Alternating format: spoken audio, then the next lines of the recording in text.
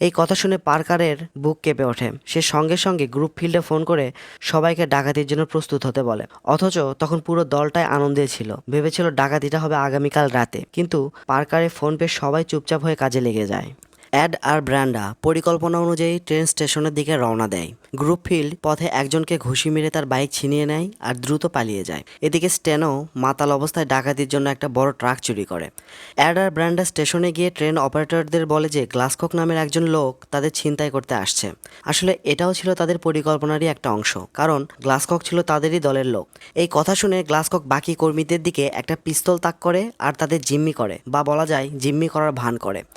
এরপর একজন অপারেটর দরজা খুলে অ্যাড আর ব্র্যান্ডাকে ভেতরে ঢুকতে দেয়। ঢুকেই তারা কাঁচে জোরে আঘাত করে অপারেটরকে অজ্ঞান করে ফেলে। অপারেটররা ভাবে তারা বিপদ থেকে বেঁচে গেছে, কিন্তু ঠিক তখনই অ্যাড আর ব্র্যান্ডা বন্দুক তাক করে সবাইকে জিম্মি করে। তখন সবাই বুঝে যায় তাদের সাথে প্রতারণা করা হয়েছে।